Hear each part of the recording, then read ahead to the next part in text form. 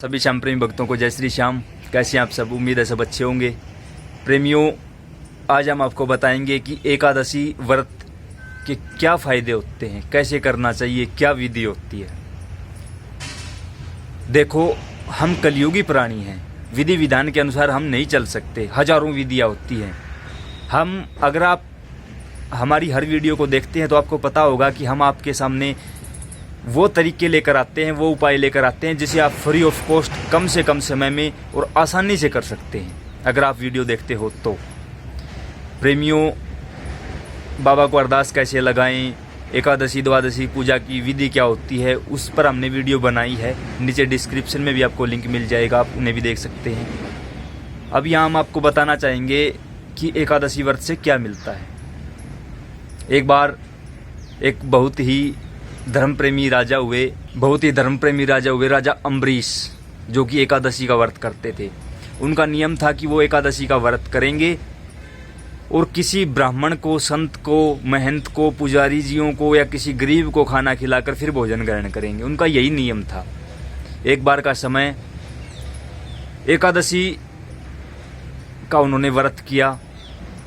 जैसे ही व्रत प्रायण का समय आया तो द्वादशी बिल्कुल थोड़े समय के लिए थी। तब उन्होंने सोचा कि व्रत का प्रायण करना बहुत जरूरी है। उसी समय दुर्वासा ऋषि पधारे। उन्होंने कहा कि भगवान, आप हमारे यहाँ भोजन ग्रहण कीजिए, फिर हम व्रत का प्रायण करेंगे। दुर्वासा ऋषि ने कहा कि ठीक है, कोई परेशानी नहीं है, लेकिन पहले हम स्नान करके आएंगे। वो नदी की तरफ चल पड़े। अब संत तो संत हैं, संतों के बारे में तो किसी को आज तक पता ही नहीं चला। वह स्नान करते करते इतना समय निकल गया कि उन्हें याद ही नहीं रहा कि उन्हें भोजन करना है। इधर राजा परेशान। उन्होंने सोचा कि अब क्या करें, हो सकता है वो संत हैं, संत तो फ्री होते हैं, अगर कहीं आगे निकल गए होंगे तो अब क्या करूं मैं। तब राजा ने अपने राजगुरुओं के साथ इस बात पर विचार विमर्श किया कि अब आगे क्या किया जाए। तब जो धर्मगुरु थे उन्होंने भी बताया कि कोई नहीं, संत होते हैं, आप परेशान मत हो, आप अन्य संतों को भोजन करवाओ और स्वयं भोजन करके अपने व्रत का प्रायण करो। कहा ठीक है, ऐसा ही करते हैं। जैसे ही उन संतों को भोजन करवाया और राजा अम्बरीश खुद खाने लगे, उसी समय दुर्वासा ऋषि वहां पधारे।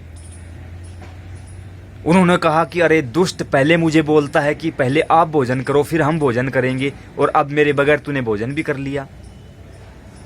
रुक, तुझे इसका दंड मिलेगा। और राजा दुर्वासा ऋषि ने राजा को मारने के लिए एक राक्षसी प्रकट की।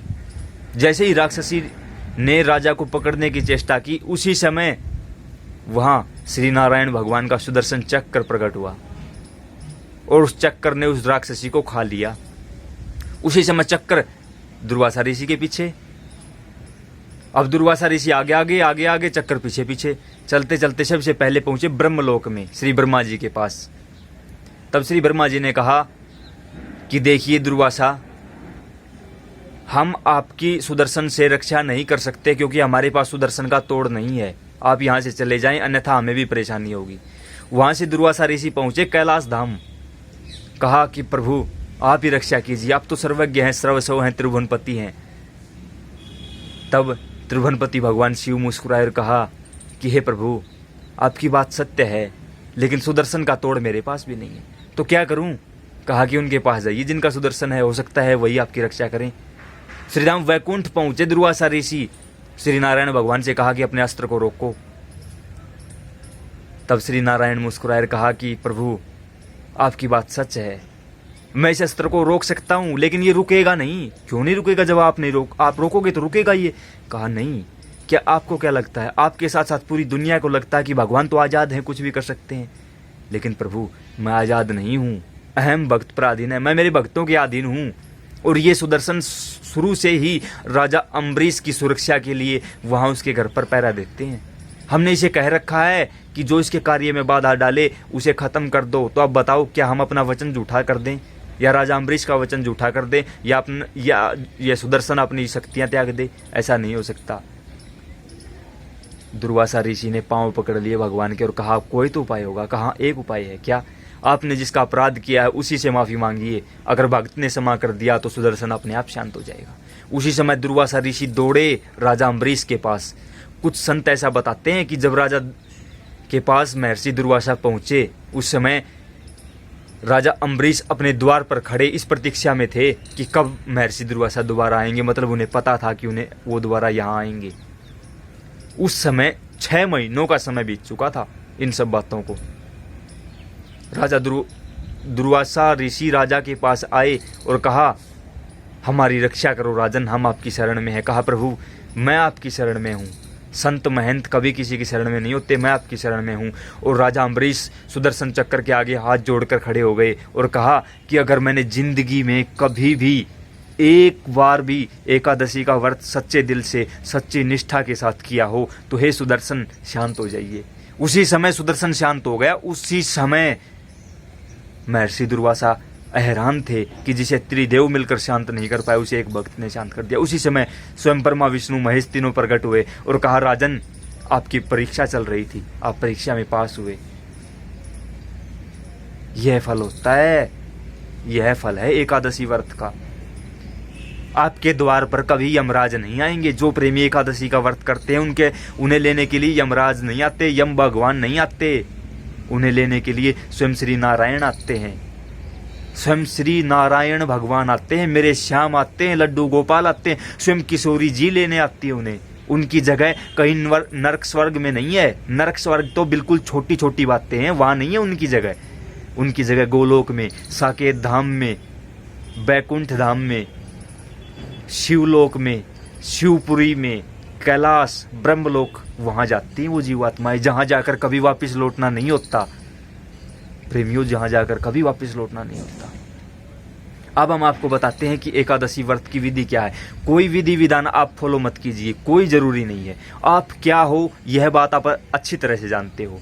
बस आप ऐसा करें, एकादशी के दिन सुबह उठें, जल्दी उठें, स्नान आदि से निवृत्त होकर हो सके तो पीले वस्त्र धारण करें और भगवान के सामने बैठ जाएं, जोत जलाएं। बाबा श्याम के साथ साथ हनुमान जी महाराज की जोत जलाएं। हो सके तो मिट्टी के दिए लें। और जिस आसन पर आप बैठे वो आसन थोड़ा मोटा होना जरूरी है। ध्यान कम लग रहा है तो उस आसन पर लाल कपड़ा बिछा लो, अच्छे से ध्यान लगेगा। आप व्रत करते हो तो उस दिन भगवान का भी व्रत है, ठीक है। आप व्रत नहीं करते तो उस दिन भगवान का व्रत नहीं है। अगर आप करते हो तो उस दिन भगवान का व्रत है। उस दिन आप भगवान को केले का भोग लगाएं, ठीक है। बिल्कुल आसानी से मिल जाएंगे, केले हर समय उपलब्ध रहते हैं बाजार में, बिल्कुल आसानी से मिल जाएंगे। पहले आप जोत लगाओ, जो अपनी धूप होती है वो लगाओ। घंटी बजती रहनी चाहिए साथ में, छोटी सी घंटी होती है ना, वो घंटी बजती रहे। जोत लगाओ, धूप लगाओ और भगवान को केलों का भोग लगाओ और कहो, प्रभु आज मेरा भी व्रत है, आपका भी व्रत है, हम दोनों व्रत रखेंगे साथ में। और जब मैं फलाहार करूंगा तब आप भी फलाहार करें।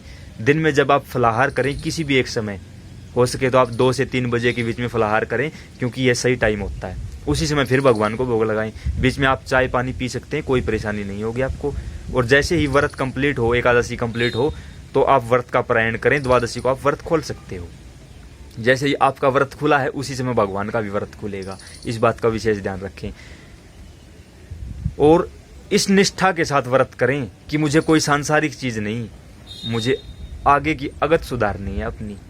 तब भगवान आपको लेने के लिए स्वयं आएंगे जब आप इस धराधाम को छोड़कर जाओगे।